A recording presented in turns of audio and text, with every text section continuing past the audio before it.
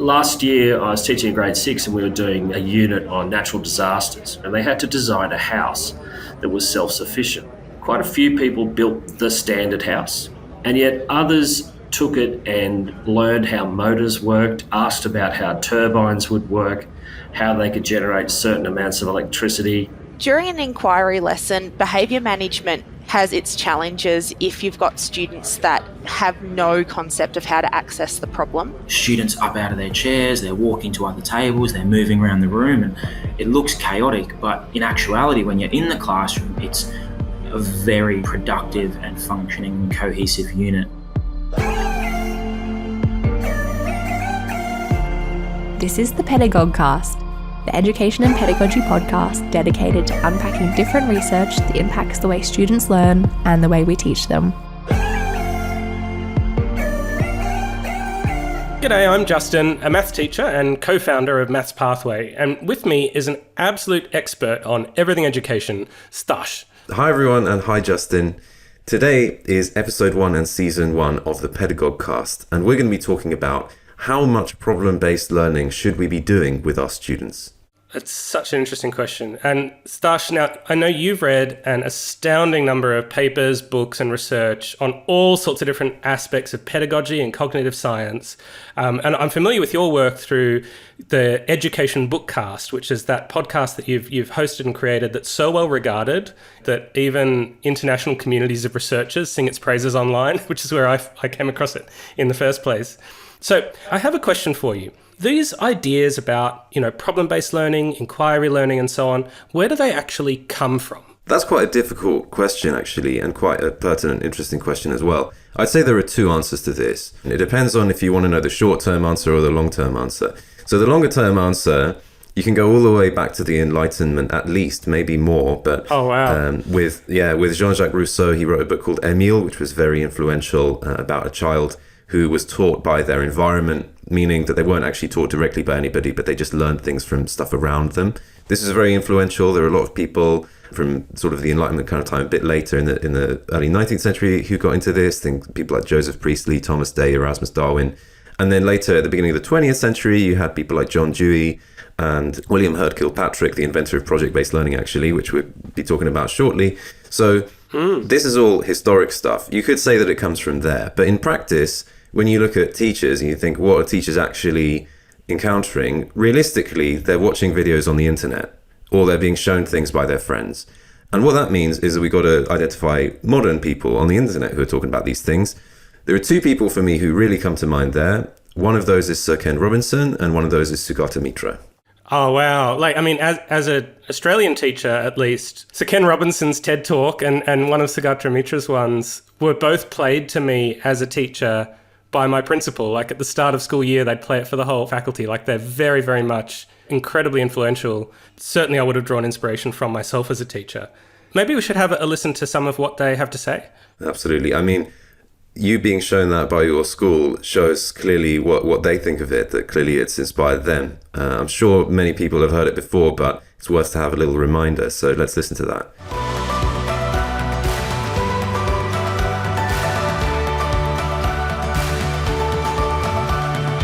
Across the River Tyne, 5,000 miles from Delhi, is the little town of Gateshead.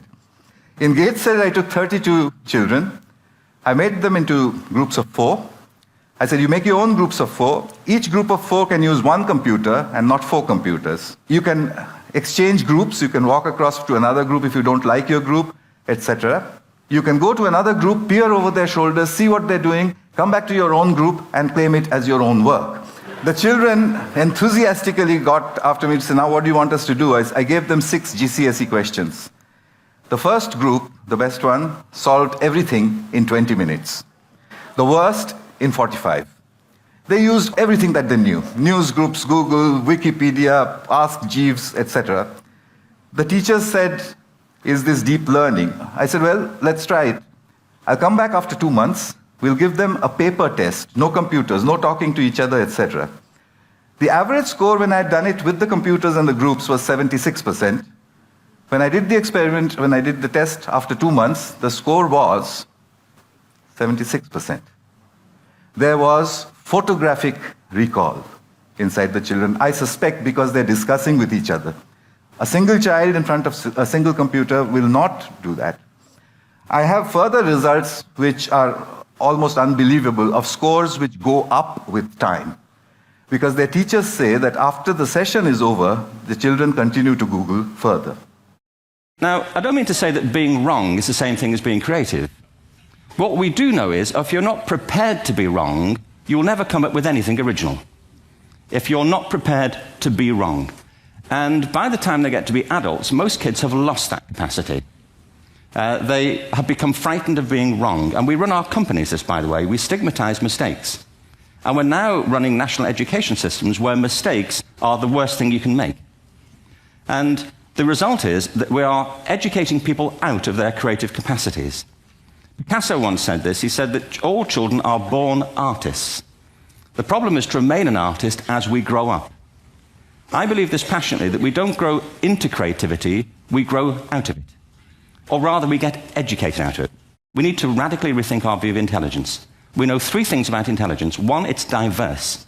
We think about the world in all the ways that we experience it. We think visually, we think in sound, we think kinesthetically, we think in abstract terms, we think in movement. Secondly, intelligence is dynamic. If you look at the interactions of a human brain, as we heard yesterday from a number of presentations, intelligence is wonderfully interactive. The brain isn't divided into compartments. In fact, creativity, which I define as the process of having original ideas that have value, more often than not, comes about through the interaction of different disciplinary ways of seeing things. I saw these videos before I was even a teacher. I was teaching a bit because I was doing private tuition, but I wasn't in a school or anything, and I already knew about these. I was just looking on the internet for stuff about education. I feel like they're really popular, these videos, these particular ones, right? Wasn't Sir Ken Robinson's like the most popular for a while or something of all the TED Talks? Yeah, I think it still is, if I'm not mistaken. And he has 21 million views on TED, which is a lot. And then also, oh my goodness, Sugata Mitra. So he had like a second career that came out of essentially this TED Talk that he did, more or less. So he got the 2013 TED Prize. He got some funding to continue his project. And he also got a professorship, kind of out of nowhere, really, in Newcastle University. Oh my goodness! Yeah, right next to, down the corridor from some, from some people who'd really built their career in education over a long time, And he basically gave a TED Talk, and suddenly he's a professor at Newcastle. So this stuff it was really big. It hit a lot of people. So I wasn't alone in feeling kind of inspired watching these talks. Like it hits a lot of people, I guess. I felt absolutely inspired. I also felt a little bit of, I'm not sure exactly how to put this, but this kind of like down with the system. I'm going to revolutionize the world. You know that kind of feeling? Absolutely. Yeah. Yeah. It really somehow hit home for me in a sense of wanting to be able to do pedagogy and education this way and feeling that this must be an improvement on the standard way that you might do things. And actually it connected with something from my past, which is that when I was in sixth form, which in the UK, ages 16 to 18 is when you're studying for your A-levels, you're quite narrowly focused on only a few subjects. Then I had a bit of this experience. I had a bit of, it wasn't so much in the class, but it was sometimes when you had some really keen students, we'd talk about some maths, for example, outside of class sometimes, or we'd set each other problems or talk about some thing we didn't know how to solve. And that was really exciting for me, and it really engaged my curiosity. And so I thought maybe that's some atmosphere that I can bring to the way that I teach. And so it was connecting with something from my own past, and I was thinking maybe that's the way I should be doing things. And I actually went and did them. So for example, I actually set up some so-called SOLEs. That stands SOLE, stands for Self-Organized Learning Environment, which was invented by Sugata Mitra. So it's basically this idea that you give kids computers and you give them a vague question, and then they go and do some research about it, and they learn more than they would if you just told them things. So I actually started some stuff like that. I started some things called math circles, which is essentially another situation where it's, I guess, in a way, it's like a maths lesson, but the difference is that you give kids, again, a vague question about maths, and they have to reason their way through it as a group over a long period. So it's just this kind of unwieldy, giant, weird, vague question, and they have to somehow puzzle their way through that. It was presented as an idea, as a kind of adventure in maths of like, okay, where are we going with this? An example of a question you might ask is, what is the center of a triangle, which actually is a question that has multiple answers. So it's a classic, interesting question to try to ask. And these are the sorts of things I was going with. However, those experiences changed the way I thought about things a bit when I actually got into it, and also when I got into the research. Nice. And I sort of had a similar response, even if I think back to like the start of the school year and the principal playing this video. You know, you'd want to go into the classroom and say, all right, how can I make things as open as possible and get students really in an unguided way exploring things, like really being as creative. The impression I always had, I think, is that the research literature, the body of literature and evidence and so on was very much on the side of this sort of mode of instruction that, you know, the more open and the more inquiry-based and so on you can make it for students, the better. Can you talk a little bit about the research and what it says? Right. Let's go through a few different steps here. So firstly, in terms of cognitive outcomes, so we're talking about, do people actually learn more when they have this kind of instruction? And there is a fairly well-known, I hope it's quite well-known paper called Why Minimally Guided Instruction Does Not Work, which basically is just a review, a summary of decades of research showing that when you have these kinds of things, project-based learning or discovery learning, or it actually has a bunch of names. Yeah. But when you have these kinds of things, firstly, it doesn't work very well for people to learn more under those conditions. That's been experimentally tested a number of times. So learning more facts, or what do we mean when we say learn more? Well, it means both learning more facts and also being more capable of solving problems. So both sort of small scale and large scale problem solving don't improve more as a result of this. That it's actually improved more as a response to what you might consider more direct instruction or more instructional approaches, let's say. Yeah. And there's actually some good theoretical reasons for this as well, apart from all this experimental evidence. It's got to do with something called cognitive load theory, which is basically about the idea of, not to want to go into this in too much depth right now, but if you think of your mind as composed of long-term memory, so things you know, and working memory, so things you're thinking about, then if you have too much stuff in your working memory, it gets overloaded and you can't think straight, basically. So what that means in a context like this, if you give somebody a vague question and they don't have enough expertise to deal with it because they don't have much in their long-term memory, then they have this problem of choice. Sometimes we can call it a combinatorial explosion of like, well, there are 1,000 things to try and you've got no idea which is the right thing. And then you just don't make much progress because you don't know where you're going. Whereas when it's guided, then actually people get taken along the right path and they can focus on how to do things in a sensible way. My understanding was that, like, you know, you raised mathematics as an example before, and obviously as a math teacher, that's something I care about a lot. You know, the way that a mathematician would work, like in real life, like a grown-up mathematician, wouldn't be very guided, right? It'd be very open, and they'd need to explore and be creative and that sort of stuff. Right. So is it that, like, students working in that way isn't getting the same sort of outcomes, or is it like, how do you sort of make sense of that? Yeah, so this is also a very natural thing to think. You know, maybe if we want people to learn maths, we should just make them be mathematicians. If we want people to learn history, they should just be historians.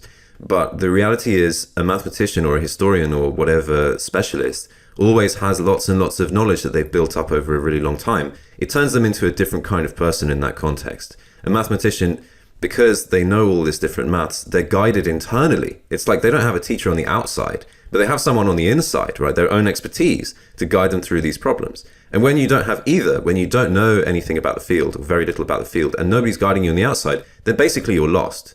There's a huge difference between being an expert and a novice. And that's something that we ignore at our peril. You can't ignore that kind of thing. Also, if you look at these experts, they've always gone through this process. It's difficult to point to any expert to say, oh, this person learned everything they knew with just being exposed to things at random. Generally, they've had some sort of instruction over time, which has looked like instruction rather than look like discovery learning. Right. And then later down the line, when they're doing research, then it looks more like discovery learning, but that's a research stage. That's when they already know lots of stuff. And so if you've got this like limitation around working memory, is it that like, look, if they're an expert, they're a mathematician, say, they're just like a genius who's got more working memory and so they can juggle more stuff in their head at once? Or is it that they've just like built more into their long-term memory through all that like rigorous practice and so on over time, and so they're able to do more with less? Yeah, it's the second. So in this way of thinking about the mind, it's really absolutely the second. People don't increase in effectively how much they can fit in their working memory. So it's not like they're suddenly able to juggle more things. It's just that things become easier to juggle because so much of it is stuff that they're already comfortable with, stuff that they already know. It becomes easier, not because it's not because like their minds become more I don't know, like more powerful or something. It's because basically they know this stuff already and it's familiar territory, and so they can deal with it more easily, which, in using the more technical language, you can say it's built up schemata in their long-term memory. Depends, I guess, on what the aim is of the lesson or the learning experience. In a way, like when I've done sort of more rich and open tasks, I kind of know that the students aren't covering as much content as efficiently as if they were being exposed to more explicit instruction, either from me at the board or from some sort of resource they're engaging with or whatever, that, you know, they're not going to learn how to add fractions very efficiently. Like it's going to take them a lot longer to learn that.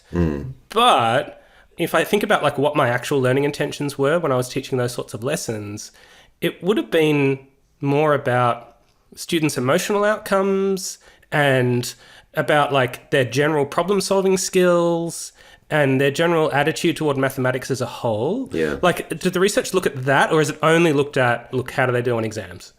Yeah, so I mean, these obviously are really natural things to care about as teachers. Obviously, you care about the kids in more ways than just like whether they can add fractions or not. But actually, when you look into the research, there's not really much evidence in support of that idea either. Oh, wow. So if you look, there's the biggest educational study ever done was called Project Follow Through. And this was done across hundreds of thousands of kids in the United States.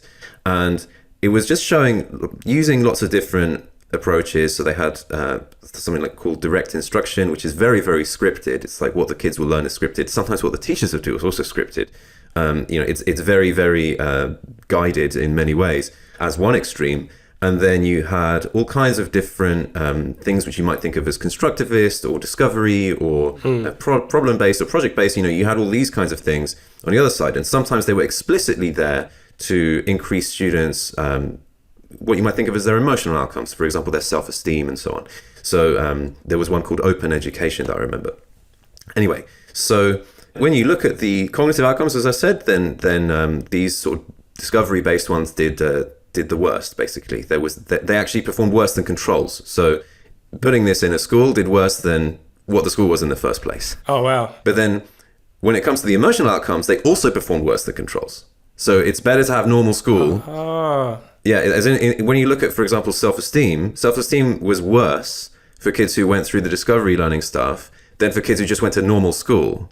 And it was worse than kids who did the direct instruction stuff, so the very, very scripted stuff. That actually tended to outperform the controls on how kids felt about themselves or felt about the subject after time.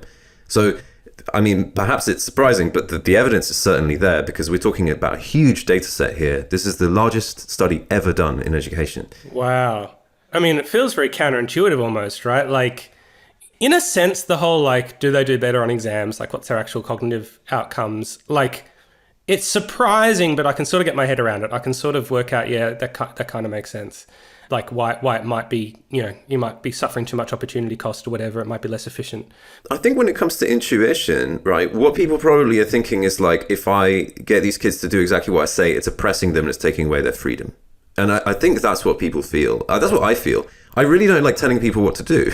Yep. I don't like taking away people's autonomy, right? And there's like the engagement you get from ownership and that sort of thing of your learning and you know, really seeing students enthusiastic about what they're doing and like you almost feel like surely that enthusiasm must then translate into these better outcomes. But I think what probably happens in practice though here is that when you give them all this freedom, they just, rather than freedom, it's just like a lack of guidance. They don't know what they're supposed to be doing. And then morale drops because they're like, I don't know what I'm doing. And then they're just sitting there confused, being like, you know, where am I supposed to be going with this? Rather than feeling like, oh, I finally got the chance to discover things for myself, they're like, I kind of feel left alone here. Where am I supposed to be going with this? I think it's that difference. And that's also, again, it's the difference between novices and experts. Maybe if you left an expert on their own, they would feel more like, oh, great, I can go and do my research the way I want to do it.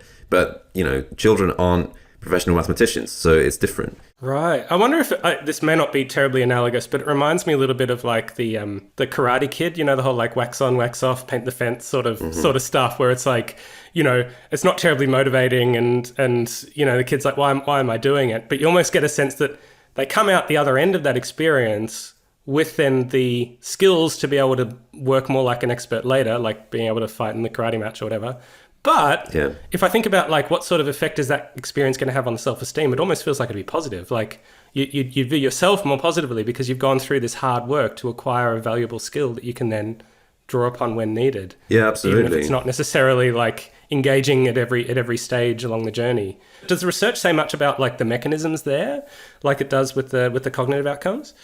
So I don't know about any research about mechanisms around how it affects kids emotionally. To me, this is all I can do here is speculate. But I think what's happening in these things is that basically there's no way around the hard work or certain aspects of the hard work of gaining a skill. And when you put kids in an environment where they will be able to put in that hard work and efficiently gain that skill where it's needed, then actually they respond quite well to it because they can see their own progress. And we know that viewing your own progress, being able to see progress is the most motivating, or one of the most motivating things that's been discovered. This is from Harvard Business Review. They found that this is the most motivating thing that they could find, at least within their looking at business stuff. I know it's not education, but the most motivating thing that they could find was when you see a sense of your own progress. And probably that's what's happening here. You just see more of your own progress when you have this kind of guidance than when you don't, and then you don't see as much progress, and then you're discouraged by your lack of progress. I imagine that's a major factor here. All right, just zooming out a level then, like impression I have, or at least certainly I had when I was in the classroom as a teacher, that all these ideas about project-based learning, inquiry learning, these constructivist ideas seem very well founded in the research, but it almost sounds like the research is saying the opposite. So like, how do we end up then with these like proper experts getting up and giving TED Talks like Sugata Mitra and Sir Ken Robinson? Like, how does that even come about then? I think it's partly that people are kind of ready to hear this for whatever reason. I know that there are actually a lot of education academics who still defend these ideas as very current still among people who are professors in education, because it seems that, you know, it's taught over their university education that this is a good thing. Teachers often hear this in their teaching qualifications, that, you know, you need to make sure you keep things open, and you know, it's more about discovery and problem-based, etc. And so it's difficult to buck the trend when everyone's being educated into this idea, and then it's difficult for people to drop this idea. I mean, I know personally that it was also difficult for me to move away from the idea as well. But when you actually look at these people, so Sugata Mitra and Sir Ken Robinson, if you look into it in a bit more detail, you find out that really they're not necessarily people who I'd consider the most trustworthy. So, for example, if you hear Sugata Mitra speaking, then you'll hear him saying all the things about his wonderful interventions. If he mentions them, often he'll just talk about these things a little bit more in theory or reporting them as anecdotes. But when you actually find people who've gone and looked at what he's done, there are cases of academics who have looked at interventions that he's done and found them to be utter failures. But this isn't what he's representing to the public.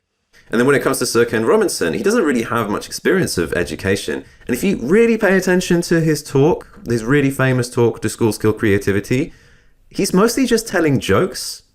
Like, he doesn't actually go through that much content if you pay really careful attention. Because when I first listened to it, I thought, wow, this guy is, you know, it just felt very charismatic. I could be on his side. But he's not really sharing much content. Yeah, he sort of lays breadcrumbs for you to join the dots in your own thinking, but doesn't actually come out and say, hey, here's a fact that the research has backed up through evidence very often. Yeah, in a way it makes it more inspiring, because you're like, oh, big vision. And it feels so intuitive and entertaining. Yeah, wow, that's super interesting. So you had started out like doing these things like math circles and so on. And then, you know, what was it like then? Because it sounds like you're now talking in a less positive way, I suppose, about this idea of inquiry learning and problem-based learning than you had at the start of, near the start of your teaching career. What was that transition like? Like, what was it driven by? That was actually really, really difficult for me, because I was pretty invested in this stuff. So not only did I believe the videos, but I actually went out and tried. I even went to the United States for the first time in my life to attend a course about how to do this better. I actually attended a math circle course on my own funding. You know, I paid for it all myself to go and learn that and then bring it back and do it in the UK. So I was pretty invested. You know, there's lots of potential sunk cost ideas here. right? And I went and did it. But basically, it was a combination of the more I read in the research. I mean, I actually found it difficult to read the research because I didn't want my ideas to be disproven. But eventually I brought up the courage to face things which I thought might tell me things I didn't want to hear. And doing that and reading more widely different people who were telling me why, this sort of thing wouldn't work. And also just seeing with my own eyes things not working out. I would, run these things and think, okay, these kids don't seem very motivated. They don't seem to have necessarily learned that much. And also other situations where, for example, I was under greater pressure to do more teaching faster and everything became more direct. And actually the kids blossomed as a result. It was just the opposite of what this idea is saying. When I made things more intense, when I tried to make them think as hard as possible and as fast as possible by sharing ideas and giving them problems at the right level and this kind of intense approach rather than this laid back, let's just spend some time, you just do some discovery for yourself.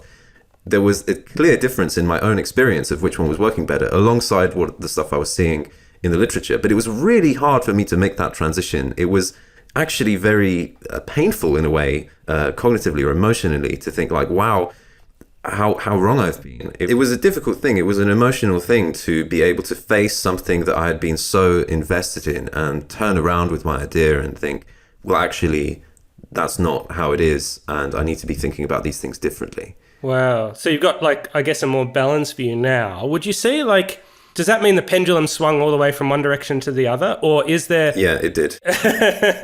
Is there any defense then? Is there any defense that could be made of say, this, more problem-based, inquiry-based instruction? Say I'm a teacher who's wanting to do it in my classroom. What are the good reasons I could still want to do it? Right. What are the good excuses or the valid pieces of thinking that could still apply, even in the face of the research? Yeah, so just first to that thing about did I swing all the way the other way? I mean, there is a kind of a thing where when you're really convinced of one thing and then you eventually come not to believe it. In my case, I was just angry with being misled, which was what I felt like, and I think that it's taken a long time for me to calm that anger down and to try and think about things in a more in a more balanced way. But even now, when I'm thinking in a more balanced way, I'm probably, in the eyes of many teachers, I'm probably look a bit more almost like an extremist of direct instruction actually is the best one, because when you look at follow through, that one did project follow through, that one did the best. But there was this feeling of I was just angry with being misled by Sir Ken Robinson, Sugata Mitra, etc., various other people. So there is an aspect of the pendulum swinging really far, maybe sometimes slightly too far the other way. But when you do look at this question you had about is there any defense?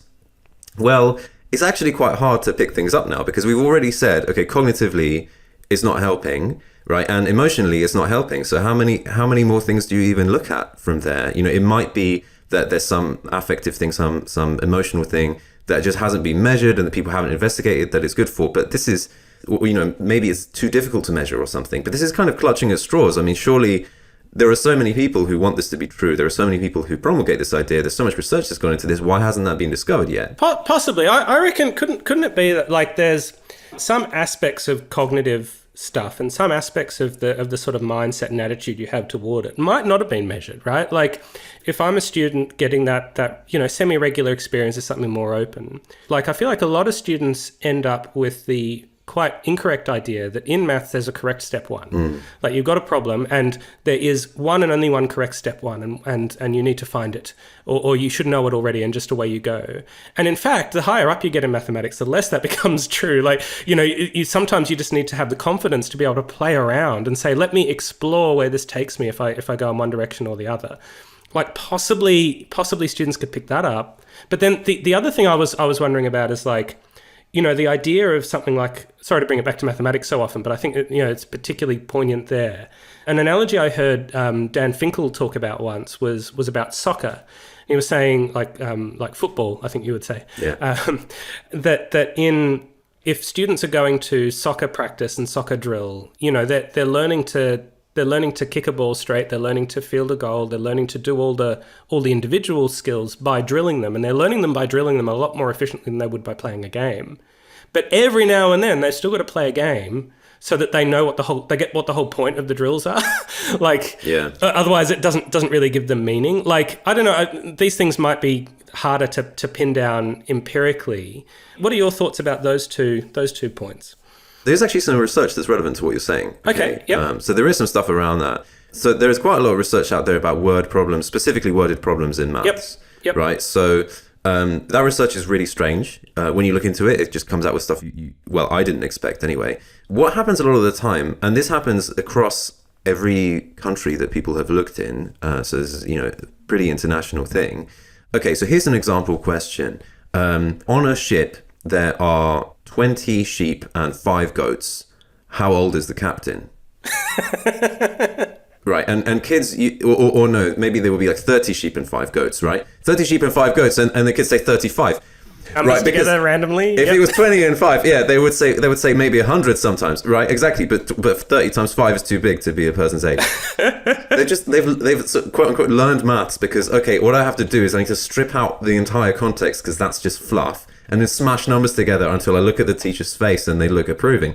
They've learned that, right? And that is a pitfall that it's kind of like slightly tangential or slightly parallel to this idea, but it's not irrelevant to it. If you are, as you say, just doing like passing drills, then maybe when you get out on the football field, you just pass to each other.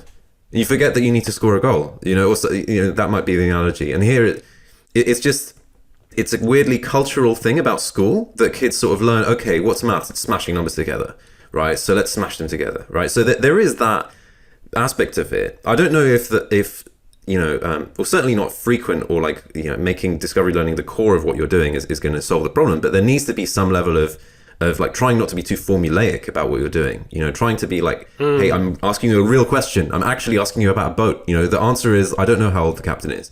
Right? It's not 25 or whatever it was. Right? 20 plus 5. Right? So there's that, and there's also another piece of research that I think is interesting here on a slightly different tack. So there is some indication from partly some anecdotal evidence, but partly also from some brain scanning, that when you look at classical musicians and jazz musicians, they've got something very different going on in terms of their inhibitions. Different from the regular person on the street, or different from each other? Different from each other, yeah. Right. So with classical musicians, they've got a lot of inhibition going on, right? Because I think, again, here's the kind of speculation coming, but it's something to do with the way that they learn the music. Is that they learn it in a way of like, this is right, this is wrong, this is right, this is wrong. And so they've always got this inhibition sort of on all the time to make sure they don't do the wrong thing. Whereas jazz musicians are encouraged to just like do anything and play around with the music. And then when classical musicians try to learn jazz music, that's the hardest thing for them, is to drop the inhibitions. So there might be something here about inhibition. There might be something here about we don't want kids to be too uptight, maybe, when they're doing maths somehow. We want them to be able to use their imaginations. Maybe there's something there. There's not direct evidence about that, but that sounds like a sort of relevant thing perhaps to think about when you consider that in different styles of music, then you get people with things that are actually measurable in a brain scanner about differences in the way that they're thinking about and playing music.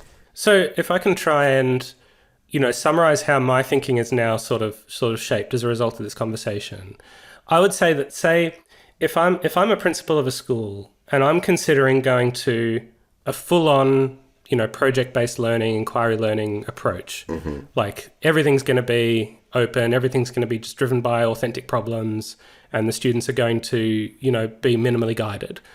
Then in order for me to believe it's the right thing to do, if I'm a good principal, I need to at least say, look, I have a good reason for disregarding all this evidence and all this research.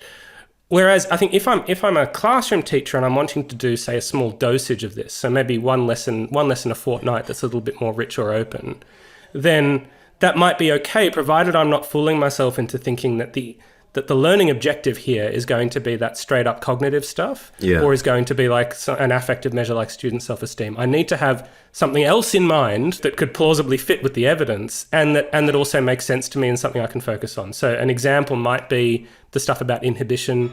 Maybe an example is about like letting students get a taste for what working a bit more like a mathematician would be, not because it's going to then help them in something else, but just because that's valuable in and of itself. Or, something else, like the students learning to work in a group more effectively or communicate about mathematical ideas verbally in an unfamiliar way or something. Like, I need to have some other learning objective. But for me to feel like, all right, this is the best way for me to get the students ready for their exam. No, it's sort of like, you'd have to disregard a lot of evidence to believe that's the case. Is that an okay way for me to be thinking off the back of this conversation? Yeah, I think it's important to bear in mind that the research has looked into minimally guided instruction of many kinds, and usually the way it works is you just do that for a while, right? You're just doing the minimally guided instruction stuff, or you're just doing some, there's a control group which does whatever people normally do in school, or you're just doing, for example, direct instruction, something like that.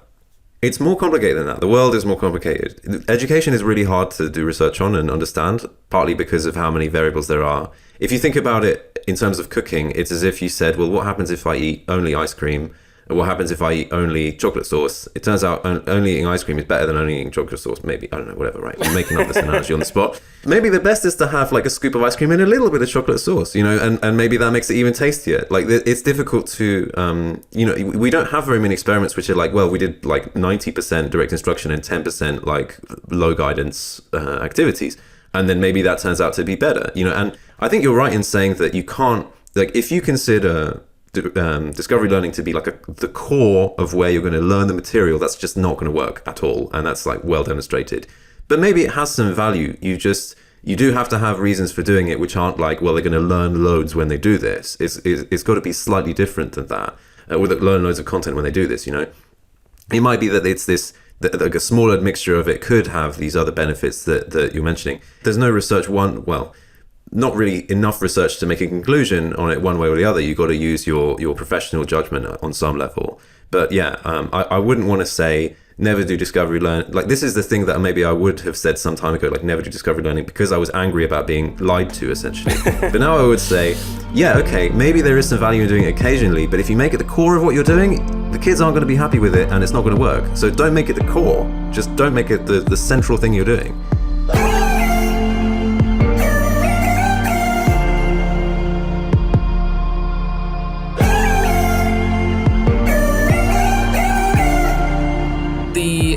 Research saying that inquiry-based learning is a lot worse for students. It doesn't surprise me. It does fit in with my understanding of how students learn. Project-based learning or problem-based learning done badly is horrendous. It's so much worse than if you had bad explicit teaching. You still need a little bit of time to lay that foundation. But once you've laid the foundation, you need that time for students to be able to go on and explore and play with this concept that you've given them. Whether you choose inquire or explicit, it's very much the quality of the teacher that is what the greatest impact is on the student. You've got your kids on sort of that loose string. You can let them out for a little while, but you have to eventually draw them back in to make sure that they're having that conceptual and foundational understanding, and then they can go off and explore again. My takeaway advice to any beginning teacher would be, if you are intending a particular outcome to happen from a particular lesson or particular unit of work, you need to match the tool to that purpose. It's not a case of one or the other. So on some level, I wouldn't throw out inquiry-based learning based on that research altogether, but I think it has a particular place, purpose, that is not all of maths teaching or all of teaching in any subject that I've taught in the past. Oh, Staś, by the way, like, it's got a bunch of different names, this same idea, like inquiry learning, problem-based learning, project-based learning. Why does it have so many names? Do you know? Yeah, there's an awful answer to this, unfortunately. So what happens, or what's happened before, is that it goes by one name, and then people do research into things by that name. So call it constructivist learning or project-based learning or whatever. And then researchers basically research into things by that name and find that it doesn't work with all the findings I already mentioned. And then they just rebrand it. They change the name and it's something else now, and then they do it again. And we can share a link in the description of a podcast, but basically, yeah, there's a paper that goes through all of these different rebrandings that have happened over the decades. Oh my goodness, that sounds about right. I remember when I first started teaching, I had an amazing mentor teacher who'd been teaching for like 30 years or so, and she had said that's sort of how it works in education. Everything just comes around every 10 years, every 15 years. The same idea will come around again with a different name, and we'll have to do it all again, and all the young teachers will think it's brand new, and the older teachers will be like, no, I've done this before. Oh dear, that makes sense. Thank you so much, Staś. I've got a far more complete and nuanced understanding, I think, than I had at the beginning. You know, that impression I had as a teacher that inquiry learning is backed in the research is sort of the opposite almost. Like that's a big takeaway for me. But there's so much nuance in there, and I'm glad we got to discuss it. Staś, what are we going to look at next time on the next episode? Next time, we're going to speak about personalized instruction. So when you're teaching someone, you might want to teach different people differently, but then what should you pay more attention to? Is it important to pay attention to personalities, preferences, experiences, skills? Is there anything that's more important to pay attention to than other things? That's the kind of stuff we're going to be talking about. Oh, that's so interesting. That whole question about differentiation and personalization, it's so important. I really can't wait to learn more. And I hope that you'll join us for the next episode of the Pedagogue-cast. Thanks very much.